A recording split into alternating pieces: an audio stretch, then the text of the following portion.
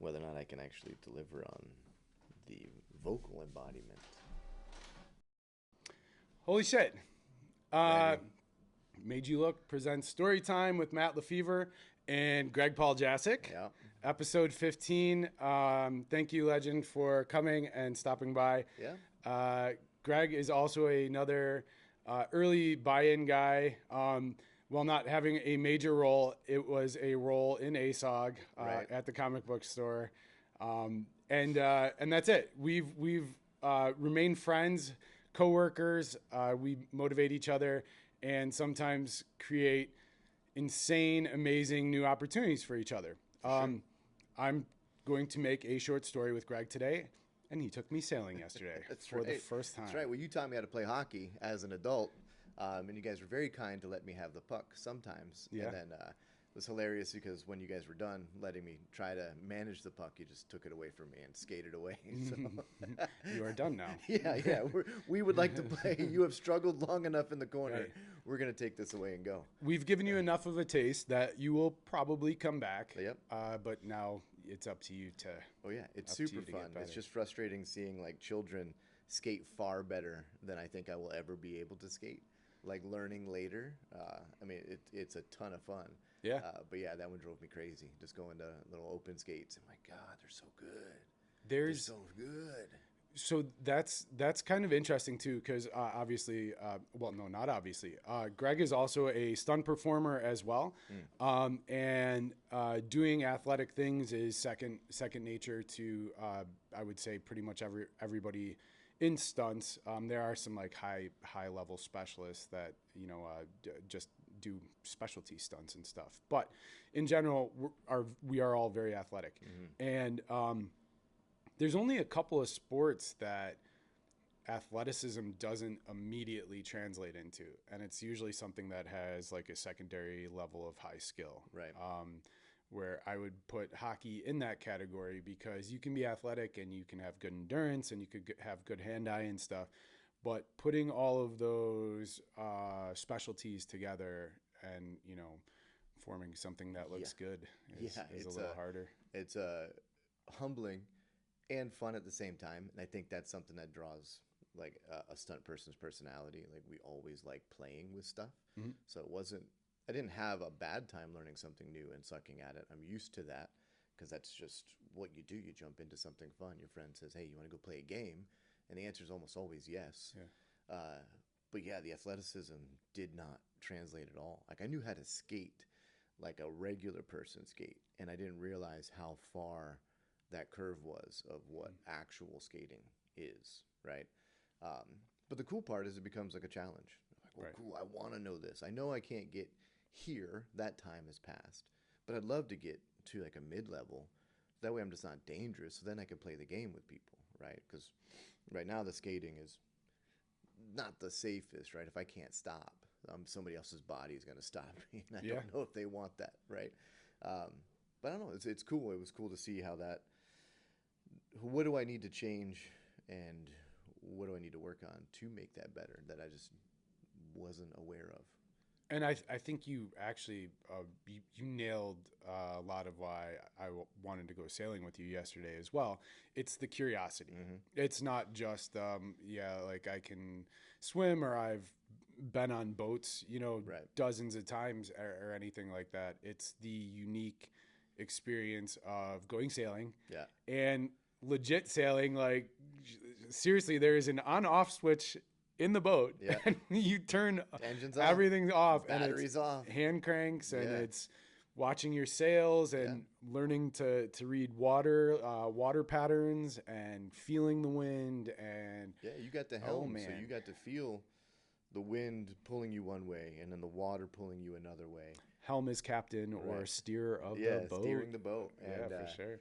it's harder than it looks because you're constantly making these little adjustments. Right. The waters is going to turn you and the wind's going to turn you, and then you have to pick your point of sail on the horizon because we can't just sail straight at wherever we want to go. We have Right. to angle it, and you saw that Yeah. too. Like we got to go here, Yeah. and then we don't have room to go right Right. to go back to port, even though it's right there.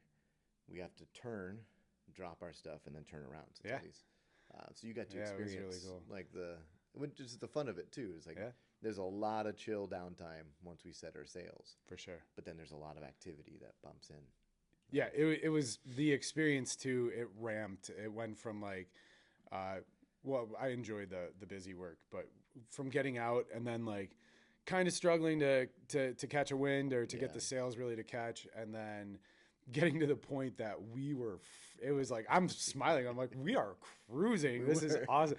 And you guys are like, we're going like 4 miles per hour. I'm like, no way. We're whipping through. I know, but it always feels like that. And then you see a speedboat just going. I'm like, I think we're going to hit them. And you're like, not even close. Not even. They're like still 200 yards in front of you. Yeah, because you feel the wind so much more, right? Because we need it to come across the boat to catch in the sails.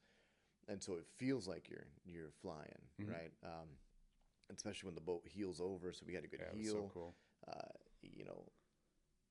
But unfortunately it's just 5-6 miles an hour, so you're really not. But it feels good and it's a ton of fun, right? And the experience of for anybody, obviously we're Chicago. Not obviously, again, we're Chicago natives, and so. Getting the rare view of the city, for me anyways, for most of us, I would say the rare view of getting to be out on Lake Michigan and looking back at the city, looking south, and we got to see Navy Pier and all of the Loop, and then looking north, seeing Northwestern's campus, and just a whole beautiful blue body of water all around us. It was quite a trip. It was awesome. It's great. And when you have your nav lights running, go out at night and catching the sunset on the lake. So usually that's around August, September, we start catching some of the sunsets as we come in. And the city looks different every single night. I've got tons of photos of the same vantage point, but the watercolors change, the clouds have changed, the sky has changed. And I think that's one of the beautiful things about being connected to the lake, because we don't have a ton of nature in our area. If you're connected to the water, it gives you something to do outside and connect to the area in Chicago. Sure. Getting lost, feeling like you need to kind of have your survival instincts going, processing things that are immediate, like very much it, like I love yoga and stuff like that. It makes you be very present. For like sure. you're like you said, we're trying to anticipate where the wind is. We're trying to anticipate how to, get the boat really moving, but also keeping some kind of a pattern that's going to put us in a position of success. Talking about failure and like plan B, plan C, like, engine doesn't fire up. Well, this is what we're doing. And it's going to take quite a bit longer, but we will sail the boat in. We can figure it out. Yeah. And we also have tools hidden away. That's what's fun about sailing as well, is it tends to be a very self-reliant kind of hobby. So we have tools hidden away, and we've all practiced on how to fix things while we're under sail, right? Because we know we don't have a motor to quickly get us back to shore. Right. So if something breaks, we typically have a way to kind of jerry rig and fix it while we're out in the water. If worst case happens, we also have a phone number to call to tow us back in. Right, and a radio. Right. So it just makes you plan, and you saw that leaving the dock had a plan. We had our wind plan of what do we do before we go, and then we go and have a good time. And then we have our plan coming back of just making sure everybody's clear of what we do. And then you go and enjoy it, just because there's so many other variables that are out there when we're just at the mercy of the wind and the water. Yeah. Because even our direction, sometimes the wind is not favorable to get back home. And you just have to turn the engine on. And if the engine doesn't turn on, you just get as close as you can get. You're going to be zigzagging and trying to figure something out. Because there have been days where we have tried, and the wind just wasn't helping us, and we would get close to the harbor, and it would push us back out. Like, we cannot get the angle to get back in. And it was fucking insane. I'm talking about, like, when we were, hundreds and hundreds of yards off the shore, it was wind reeds. And then when we got within maybe like 300 yards, 400 yards of the shore, it was the water. Right. Like literally, and Jeff. So this is Jeff. Jeff is the owner of the boat. He's one of them. One of them. There's 4. Yeah, and so he went out with us yesterday. Very awesome gentleman, very interesting and stuff.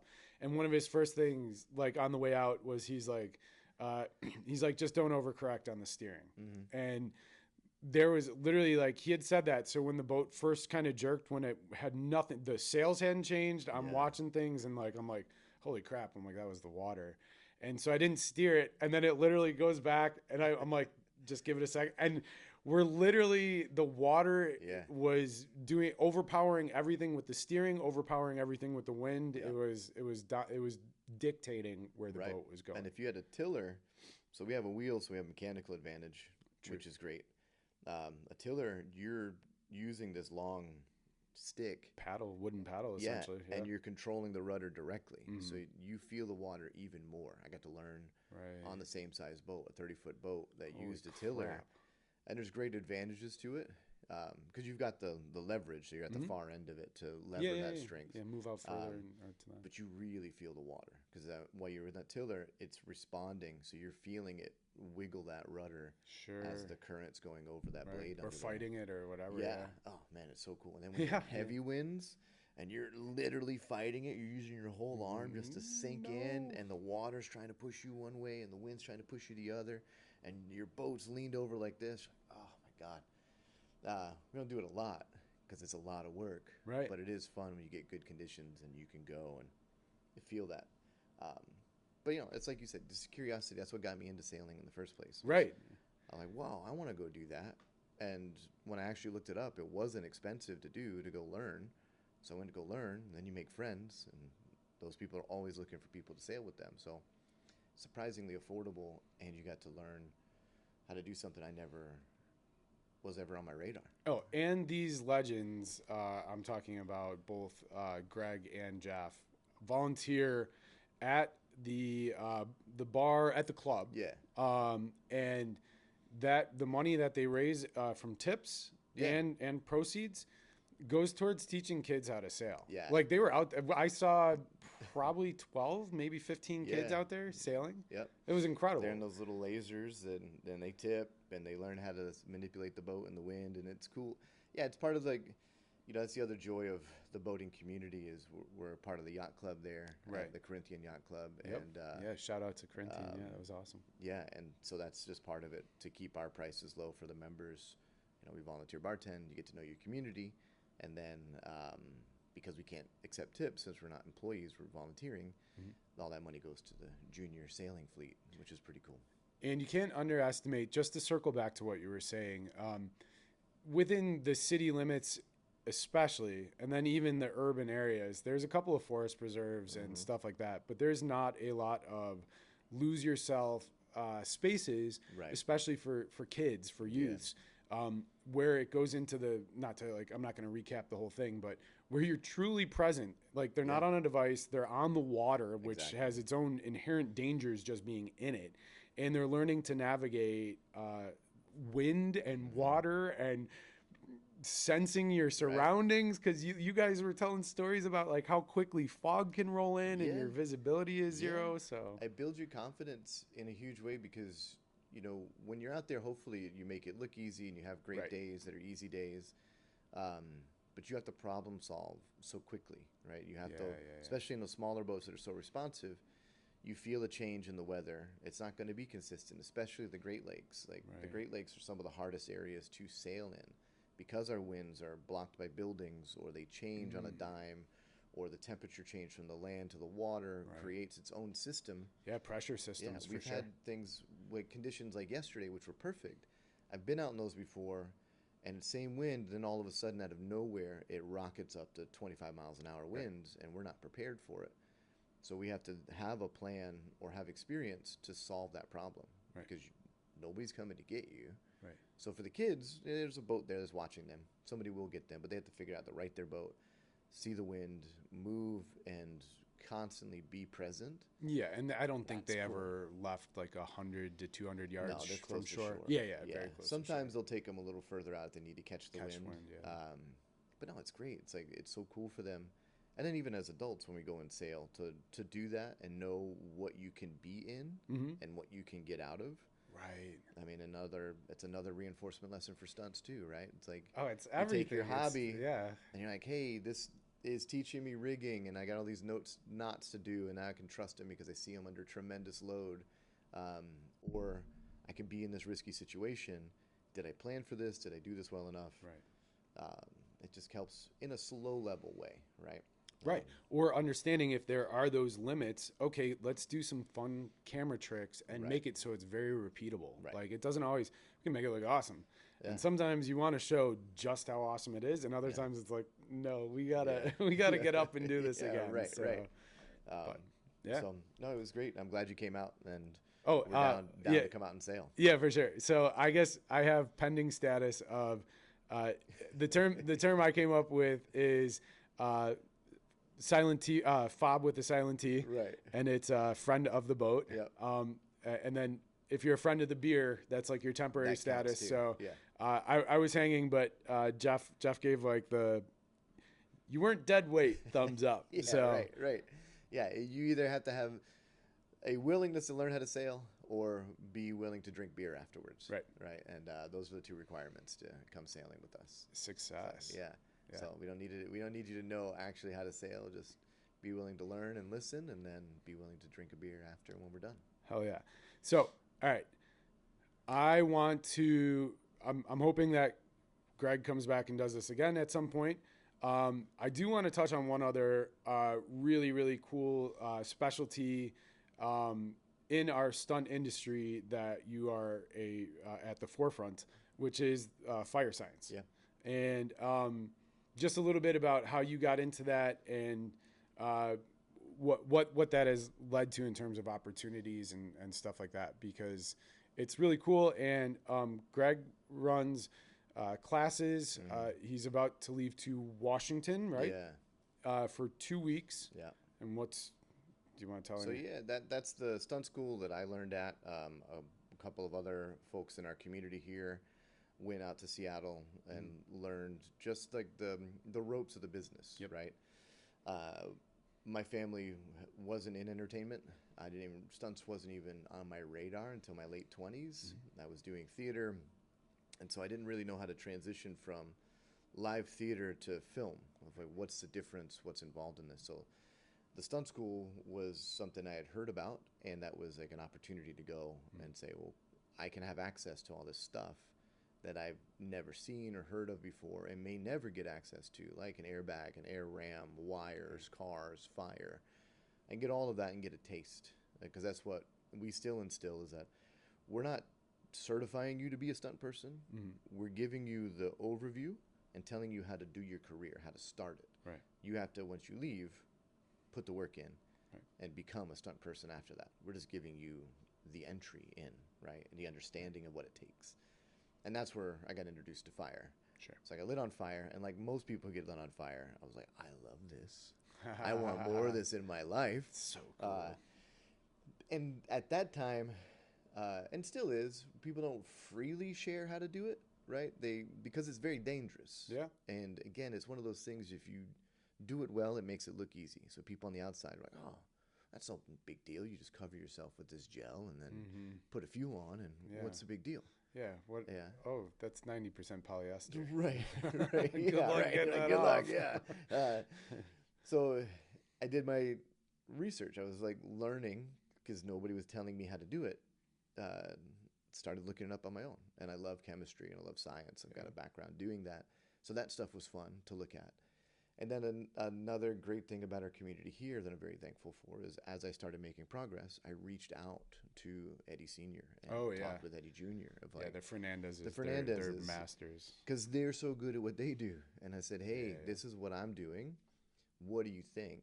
And they gave me honest feedback. Right. And instead of taking it personally, if they didn't necessarily like, and they said, here, fix this, change this, right? I'd go back and change it and then present it back to them again. Right. Say, okay, I did this and this. How are we looking? And we still have those conversations today. Yeah. Because things evolve. They change. yeah. Different. Every situation has different needs. There's a lot. Right. And so that was awesome because that helped make sure I was on the right path to making the flames look good and be safe. And I love teaching, and I wanted to help people perform better with it. Not necessarily teach them how to do the fire side. I still feel like people need to learn that on their own and 100. come to the table. Yeah, 100. But on the performance side, to say, well, this opportunity comes out of the blue when you get called for fire. You may use it in your career, you may not, True. But when it comes out of the blue, why not be as prepared as possible Right. to have the best performance possible? So mixed with the love of teaching, that's what bred that of like, hey, how do we get you to move better with this? How do we create something that's interesting with this? How do we make cool pictures with the flame? And then from there, what fuels look good? I get to practice, and we all get to build together. And then we get to share. We talk to the fire community and say, hey, I tried this fuel out. Yeah. This looked good. What did you do? Or check out this gel. Right. Is this gel better or worse than the other one? You know? Yeah. So that's like the very quick how I got into it and why I love it. Is because there's never a point where you're just done. You figured it out. And like you said too, you independently sought it out. It's something that really, I mean, you have to seek out and hone in and perfect and everything else. And I'm just going to reflect on my own personal experience, but I would say it's almost like 10x on the importance of who your fire team is than the performer. Yeah. Like we could, with green performers, we can safely do a fire stunt with the right fire team. Whereas you could have the most talented performer in the world, and if there's a breakdown or if there's something that was handed off that wasn't what it was or whatever else, that risk is through the roof. Absolutely. Yeah, no, that's spot on, right? Like you can do and protect your performer, to the nines. Right. But yeah, if your team doesn't know what it's doing or overlooks something or takes something for granted or rushes into it, like, yeah, Right. you're kind of at the mercy of an element, right? I've never and never will say I've ever mastered it. Fire is going to do what it's going to do. Right. We do our best to manage those risks and mitigate them the best we can, and make a cool image, right? Totally. Yeah. There's like, that is the day. thing is that it looks fucking badass. Exactly. So. And you try to make it look as cool as possible, right? It's such a and thankfully it hasn't happened. I've had it happen in some workshops, but where you light the flame and it's a little wimpy. Mm-hmm. So on the job, you don't want that to happen. Right. So we're also prepping them to say, hey, look, your workshop flame might be a little smaller. It's practice. This is all it's for. It's practice. Yeah, control, feel, muscle memory, everything. On Understanding the job, your limits, right? Right. We're being paid to deliver a product on the job, so it's probably going to be bigger because we don't want to present to them this budget and then say, here, pay for this expensive thing, and then they get a wimpy flame. It's like, hey, it's showtime. Right. Again, that gets measured on who your performer is. If it's a seasoned performer who has very very good sense of what their limits are versus like somebody Tim. that's gonna say yes to anything. Yeah, like when we burned Tim for that music video that you ran, right? Yeah. So he has been on fire so many times. We're like, hey, bub, we're just gonna cover you in fuel because you're Hold your smart. breath and fucking here's your out. You show us that you need out, we're there, and otherwise out the door. Yeah. So it's like you said, that performer, we had a great team. We communicated with him, and then we had a performer who was comfortable in fire and comfortable with a lot of things. Timmy's like a great stunt guy in that sense. So we could just bury him in flame. Yeah. Say, here you go. We trust you. It was really cool, actually. I was like, I'm like, fucking put a trail like this, put it up the lampshade. Like everything he touched, it's like, like everything. Oh, man. It was cool. That was really, really, that was really impressive too.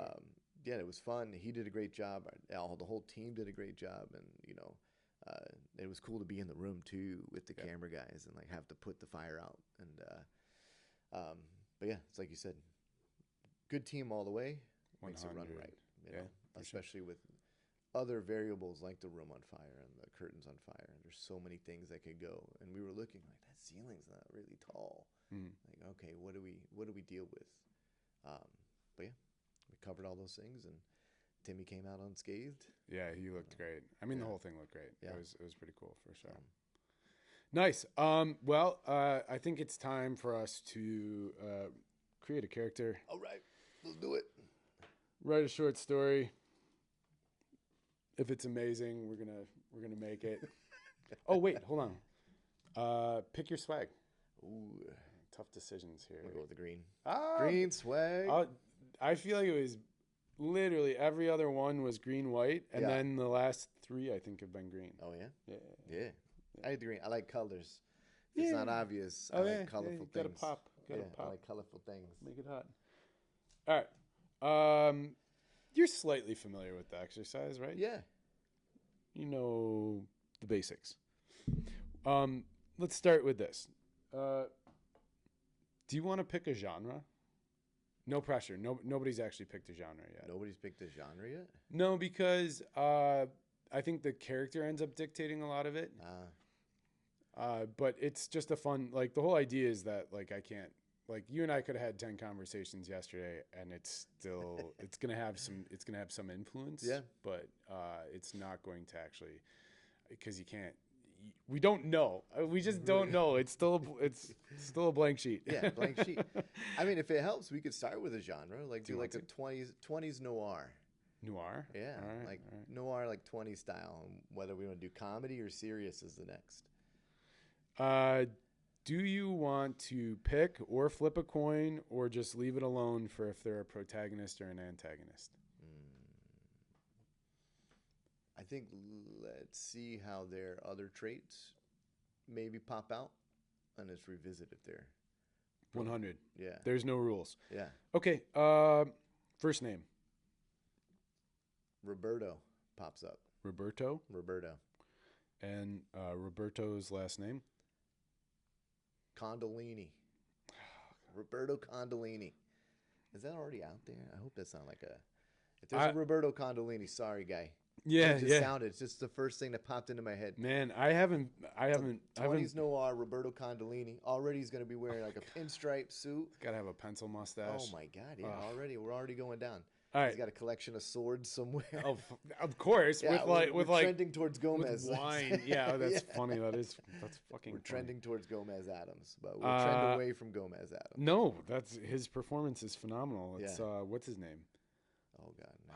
See, what's his the actor? spot with actors' names. So I don't know.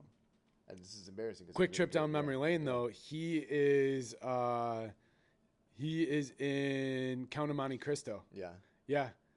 And he's the oh my God. All right, I'm done. He is in Count of Monte Cristo. How old is Roberto? 45. He is 45. Let's put him at 45. Ish. Aged. Vintage. Aged. He's aged. He's got a vintage. Oh, how he's been time. through it. He's had history. Yeah. Oh, how time has treated you poorly. Yeah. God damn, man, you got hit. Relationship status. Solo. Lone wolf. Lone wolf. He had the love of his life at one time. After that, it's been solo. So it's like he had it one time, love of his life. He always carries that with him. It haunts him, haunted by his past love. So he uses that as a shield to protect him. It just keeps. I love it. Yeah, like he won't let anybody get too close. You can't get underneath the three-piece as a shield. Because now it's a three-piece suit. Oh God! So. Well, now, fuck, you keep going. I have to write this into the story now. So like I said, good luck guessing. I did not know this is where we were going. Yeah. Lost the love of his life, haunted by it. Uses it as a shield. As a shield. He is a solo lone wolf. Ow! Yeah. All right. What does Roberto Condolini do? I'm gonna say he's a baker. He's a baker. Fucking baker. He's a baker. Yeah. A baker. Let's go with a baker. He's gonna have a side pass underneath it. Baking is his passion. It's his love language. Roberto Condolini. Get out of the kitchen, Roberto. Oh Go out and play with the normal kids. Yeah, it's becoming a mix between Gomez and Cake Boss. And I don't know if he's Italian or whatever, but I started using an Italian. Yeah, now it's Cake Boss. It's Cake Boss and Gomez Adams. They're smashing together. Hell yeah, this is great. But he's dressed well, so every time he cooks, he still dresses to the nines. He's a baker, but he's got the fucking three-piece suit as he bakes. Yeah, he's a well-dressed baker. You know, in the 20s, he takes pride into the business he started. It's not the family business. He started it. Family business. Look good, feel good. Yeah, for sure. Okay. What is Roberto's dream job? Oh, he's doing his dream job. Oh, he is? Yeah. The baking is his dream job. However, it comes with difficulties. He's in it. He's 45. He's 45. He's had to build his way to the dream job. So he's made it in his 40s to his dream job. But the way it was built has scars. Mm. Like, how did he build it? Right? What are the consequences? What is this job built on top of? He's in it. There are scars, yeah, though. he's in it, but he could lose it, and that's the risk, right? So now he's got all this at risk. His emotions are at risk. That's why he protects himself. He doesn't have anybody to pass it on to. And his dream job is tenuous. It's at risk. He could lose it all. He doesn't have security in it. He has what he has strived for through his 20s and 30s, scrabbled together and built, but it's not secure. So he's in his dream job, but it could be gone at any moment. It's the 20s, just roaring. It's the roaring. He's a baker 20s. in the 20s. You know, like how secure can he be? He's not. No, not. No, shit's like dependent. Wait, in the 20s? Yeah. So 20s noir. Past 19 though, right? Because 1919 was the stock market crash. Or was it late 20s? Oh, it was the late 20s. I think it was late 20s. Let's say it was the late 20s. Oh, fuck. We're in just past World War I then. Yeah. Yeah, okay. Right. So that's probably how he built it. So he was over. Let's say he was World War I veteran. Learned his baking skills from people he met over there with whatever time. I mean, not pretend I know anything about World War I before, besides trench warfare. He wasn't in the trenches. That would be too much. Not in trenches. Yeah. So, all right, that's the other mix. This now becomes a Peaky Blinders, Cake Boss. I feel like Gomez I should just start writing here. I'm like, wait a minute, this isn't a backstory. This is the prequel, or this is the fucking intro. This is where all the influences are coming in. Peaky Blinders, World War I. Oh no, yeah, that's great. Cake Boss, mixed with Gomez Adams, all in there. So that would explain the swords, that things that he's collected. Right. Stuff that he was able to collect, and what he's seen. But it was built off of what he saw at the time. Yes. Oh, yeah. I'm not going to even tell you what's going on in my head right now, but it's good. Yeah, good. It's good. Good. Does he have a pet? No pets. No pets. No pets, unfortunately. No time. What does he think of himself? Very self-confident. You know, very confident in his skills. He's confident in what he can do as a baker. He knows he's good. But he is, like I said, scarred. So he thinks highly of his skills, but he's questioning his morality of how he got to where he is. So he's divided on his morality and legacy. Copy that. So oh, Roberto, he's challenged, you know. You can't, as a character, have it all and just have it easy. You just got to have, that's the inner struggle. Hold on, you said he questions his morality and his success? His legacy. Or his right? legacy. Like, what is he going to leave behind? His reputation. Yeah. You know, what happens if people find out about his past, and that's how his business is tenuous. Like, he's hiding. But we've left the past undefined. Undefined. Ooh. Past is undefined. We know he was in World War I. Yeah. We know shit went down. We know he's come back, and he still had the fight Oh to get my to where God, he dude. is. This is but okay. He made it. So You're- something is kerneling back there. There are hamsters working on their 50-meter right now. Go. Wait! It's gonna change again. No. Slow down. Save it. All right. What do others think of Roberto? Mysterious. Ooh. They're unsure. He doesn't let him in. The three-piece suit is the shield. So he doesn't. Sounds like this dude's got a collection of shields. Yeah, It's like, he's- today it's the three-piece suit. he's Tomorrow it was my long-lost lover. Yeah. He's shielded, so he's mysterious. Mysterious. I like that. What's his favorite quote or saying? Well, what one person can do, another can do. That is so unfucking true. That's what he goes by. Yeah, perfect. It's so flawed. What one person can do, another can do? Yeah. Yeah, okay. He's going to stub his toe now. Yeah, pretty much. He's going to break his neck Fucking trying to do a Roberto. backflip. Shouldn't have said that one. Yeah. What does Roberto do on a Friday night? Friday night, after fully cleaning out the bakery, takes the weekends off. He's like one of those weird non-weekend working bakeries, right? He does the Monday through Friday. Cleans it up, locks it up, and then he goes and enjoys the jazz. That's his release. Jazz flute. Jazz flute. So he goes and enjoys jazz music on a Friday night. What was the? It wasn't Aqua.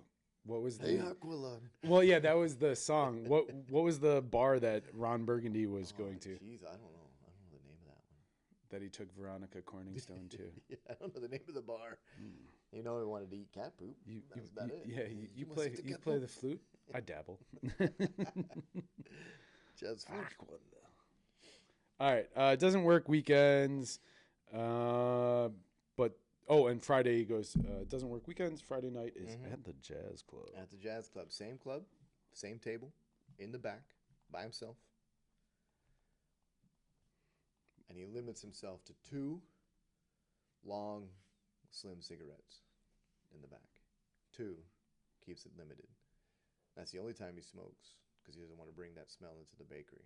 So he does it on the Friday. Ooh, yeah. He doesn't smoke Monday through Friday, so it doesn't invade what he makes. What were those called? Like the hundreds or something? Yeah, the long ones. Yeah, the long ones. He does the long ones.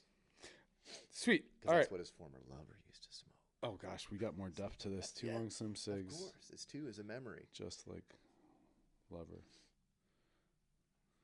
It's because the 2 used to be 1 for me and 1 for you. Yeah. No. Yeah. Okay. May I please have an adjective? Any descriptive word. And if it's not, what's that? Boisterous. Boisterous. I think I spelled that right. And then just give me 4 words, similar, not similar, whatever, just random. Boisterous. Salami. Salami. Ski. Ski. Bungalow. Bungalow. And toast. Those are the first ones that came to my head. I will give it to you. I don't think I've ever had a more random group of words. Like sometimes this is fun, I think, because like otherwise it'll be like, like red, love, heart, scarlet, da-da. Right. And then I'm like, okay, well now in the story it's just going to be like he saw this red long heart that reminded him of a scarlet love letter, and I'm like, good, I just checked 10 of them off. Yeah. Boisterous, salami, ski, bungalow, kind of ski bungalow maybe, maybe, and toast. Toast. Yeah. Toast. Yeah. Well, I guess food had 2 showings. Yeah, I mean, he was a baker, so I was already kind of primed towards the food, so my brain was already moving that way. I like it. May I please have a noun? Shoes. Shoes? Yeah. Shoes. Or shoe. Could be one singular shoe. Oh, I switch like tense and plural, singular. I switch any of that as need be. Could be the singular shoe left behind that he remembers. Oh gosh, that's Woogie. Wait, you're Woogie? Doug Woogerson? Really? You didn't catch on that? The shoes. Okay, I'm again sorry, my brain. Shoe. 4 words. Just any 4 words really. I'll go with lace. That could be any kind of lace. This is truth. Lace, tree. Gotta have one of those. Water. Trees like those. Bronze. Bronze came in. I like it. Sweet. Awesome. So here is what's going to happen. You are going to drink coffee, be on your phone, do something fun like that. I'm going to set up a timer right here.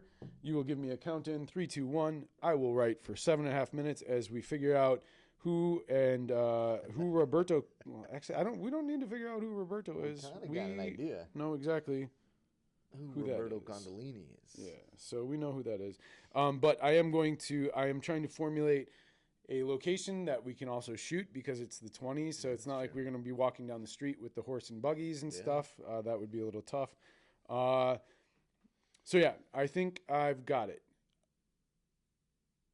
Yep, I got it. All right. Sweet. So just give me a kind of put that anywhere towards your lens a little bit. Yeah. Just give me a 3, 2, 1, brother, and I'm going to start writing and figuring out what we're going to do with Roberto. You said 7.5? Yeah, 7.5 because 15 total. Got you. All right. All right, ready? Yeah, I am. 3, 2, 1, boom. You watch Mike's. I watch a little bit of Mike's. last night. Did you get to the point where I put the clip in where he ran into the pole?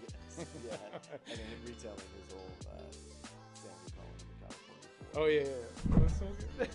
Because I saw him recounting that story, and Sandy did even go harder. He's like, "No, Mike, you don't get it.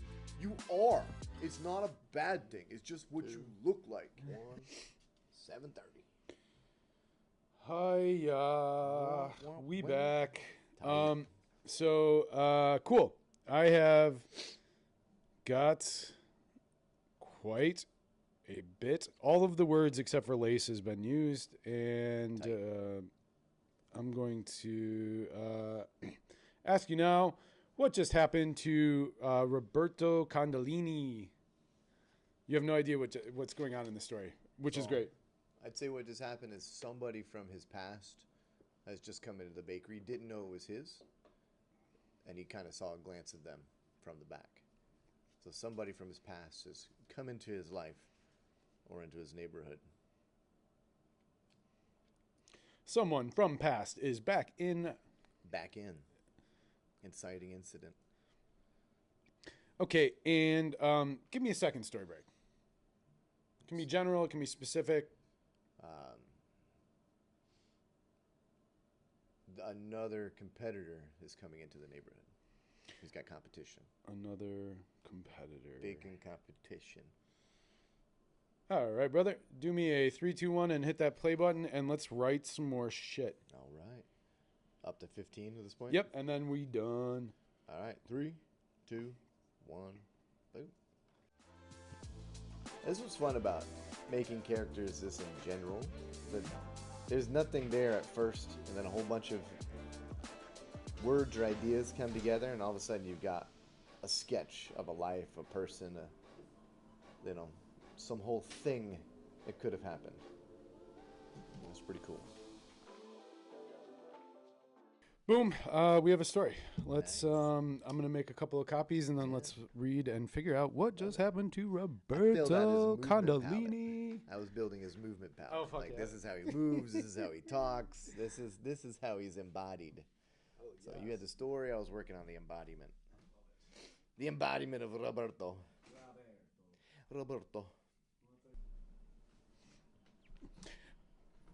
We're back. Okay. Do me a favor. Give me your Herbie Hancock on that. Everybody knows it's Herbie Hancock. Excellent. An addition to the collection. Herbied. All right, brother.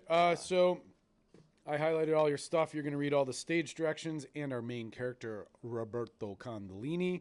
I'll be reading Tony. Okay. Interior. Home. Night. Roberto Condolini walks into his kitchen and flips on the light. He heads to the counter and grabs salami and toast.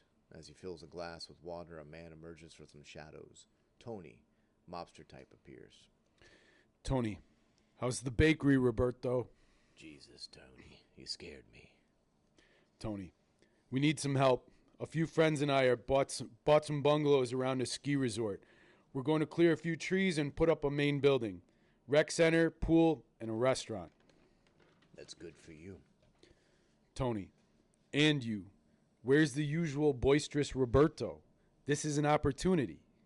My bakery took bronze in the Chicago Fair last summer. I'm going to blow up when I take gold this year. Tony, small potatoes. This is long-term wealth. You could lock up a girl, start a family. Shut up. You know that's not my thing. Tony, watch your mouth before I put my shoe up your ass. Tony continued. I saw your ex, Paulina, sailing with that fucking stud, Greg P, last weekend. You ain't got a prayer. Nah, fuck you, Tony. You think I'll help you and your pals when you talk to me like that? Tony, first of all, I'll talk to you however the fuck I want to. Second, if you don't, I'm going to finance Fredo's nephew Dom's bakery, and we'll put it in next door. You wouldn't dare. Tony, no? Why? I survived World War I. I built this. I make really good food that makes people happy. Why? Tony, like you've always said, Roberto, what one person can do, another can do. So true. but not something you're going to put on a lacy card. God damn your brutal honesty, Tony. I don't feel like I have choice. I'll do it. Tony, wise. Very wise, Roberto. Things are going to be great. Lower your shield. I need a slim 100. It's not even Friday night. The end. Hey! There we go. Roberto Condolini. So I was saying, his voice is supposed to be a little raspy. He's got a shrapnel injury. Oh, there we go. From the war, he carries a flask, eases the pain and dryness over time. He doesn't drink it to get drunk, but every now and then talking hurts. Yeah. Right? So he's got to have it. He walks straight and rigid. He's got like a hidden girdle for his lower back. He's got an injury in there. So that's part of why the three-piece suit. Oh, Greg, you're going to play the character. So that's what I was working on, is like the movement palette. Like, how is he going to move? How does he sound? How does he talk? Yeah. What does all this affect on him in his life? I feel like he's got a stick up his ass. Oh, for sure. Yeah, he's a board. He's stiff as a board. Super tight. Rigid. He's holding on too tight. Yeah. He's holding on too tight to what he's gained, and that comes out in his physicality of holding on. And it comes out in his voice, and it's all. Yeah, the whole thing. He's he comes off as a very rigid character. That's why it's kind of fun, because it's like, you can push and see like how far you can take it before he breaks. This is Act 1. If we come back and do a Act 2 for Roberto, it's fun because I already have, dude, my head races. Like I'm like, I'm like, are we at the bakery? Are we at like, you know, the dusty ass warehouse that's going to be the resort? Are we at Fredo's club? Yeah. Because I'm like, one of those is a very easy location. Two of those are hard. Yeah. Because it's a period piece. Right. So you can't show the world. No, where it's like walking into an empty warehouse and being like, this is the future kitchen or whatever. It's like, sweet. Yeah. As long as they look kind of goofy, like they're from the 20s, everything else plays. For sure. Yeah, for sure. You know, and I think the locations can drive it, because then it's important places. We don't need to see the world per se. It's just the places that he goes regularly that mean the most to him. Yeah. So like I said, those hamsters working on their 50s on their sprints. Yeah. Like, so Act 2, like I just kind of told you, like that already like unfolded slightly in my head. And Act 3 is him clearly confronting Greg P on the dock with Paulina. Course, I'm like, Act 1 and 2 and 3 are already. Like this. Greg's out there. Kind of like already. Easy. Opposite of the hard, rigid Roberto. He's out there free flowing, living life. Paulina, I brought you one of your favorite baguettes. And she takes it and fucking spikes it in the water. And like, get the fuck out of here, You Roberto. could have brought me a baguette 20 years ago, but you lost your chance. You got nothing. You got nothing. Where is the dough? It's in your fucking kitchen. You can't bake your way into my heart this time. Yeah. Yeah, no, I think she's just like, you ain't got it, boy. But she still has it for him. Underneath all the fire. So still is. That's the fun thing, is if we get to revisit Roberto and we do write one of those, because that's the funny thing too, is you know Gavin Brown. Gavin's the only one that's he's gonna be Paulina. Yeah. He's gonna be the best Paulina ever. But we have wrote Act 1, Act 2, Act 3 for his character. Great. And gosh dang, even like this, I did it with Emily Yen's character, where I had this whole idea. And the fun thing is, it's stupid to get that far ahead, because we do the exercise. And then it's like, this character is introduced and this is the twist this time. And so it's fun because I can see the direction for Roberto's character. And some of them I do, some of them I'm like, that was cool. Like, do I continue on that one, or where do you go next with it? It's definitely got an arc. There's stuff that you can make him break. You want to see him change, right? Or does he change? Or we think he's going to change. Like, that's a fun part for that. Does he stay the same and lose everything? Well, and so his immediate conflict was resolved, but his immediate conflict created a bigger conflict, because the immediate conflict was he didn't want conflict with Tony. Right. And the bigger conflict is, well, Tony just said, fuck your bakery, come work on my restaurant. Right. Well, that's like when we portrayed that was his baby. Yeah. Like, man, I came back from World War I and I built this. Now you gotta let somebody else run it. Okay, you survived a world war. Yeah. And you have a bakery. Right. and your only other like major thing was a failure, and that was Paulina. And Tony reminded him, like, "Yo, no, man, you suck." Right, like, needled it right in. Wow, cool. He's like, I finally found some peace, man. Just trying to live my life a little bit. Yeah, what I built. Comes in and wrecks it. Yeah, there was no. There was no. None of the bullets hit you. Mm-mm. Congratulations. And your bakery is meh. yeah. Cool. Well, couple of wrap it up things. One, social media stuff. The Sweet Spot of the Flame is on Instagram. Okay. So people can follow that. The Sweet Spot of the Flame. So that's where you see like our burns that we've done and our workshops, and you can kind of stay up to date on when the next ones are coming. Cool. And the same with one and done stunts. Just if you're interested in learning the basics, the ropes. We've been doing that out of Nick Maldonado's space, out of the Competitor's Edge East. Yep. So he built a beautiful gym and a great sprung floor space for people to train. Yeah. And was awesome enough to let us make that our home in his home. Mm-hmm. And so that's where we're just kind of helping people stay ready or get the basics, because we do have a nice steady amount of stuff in the city. Mm-hmm. And we have a lot of people that aspire to come up and just need to know what the basic ins and outs are, right? Yeah, for sure. So those are the main ones. Just if people are interested in keeping up with what we're doing. Yeah, for sure. Great resource. Like I said, those are two ways to follow Greg. Also, he's gonna come back, so subscribe, like this shit, and hopefully we'll get more adventures of Roberto we'll see if we've sailed in heavier weather. Oh my gosh! See if we'll sail for heavy sure. weather sailing comes in. Yeah, absolutely. All right, love you, brother. Thank you so much. Yeah, thank you guys. Bye. Ooh. Fuck yeah, brother. Depth, Roberto.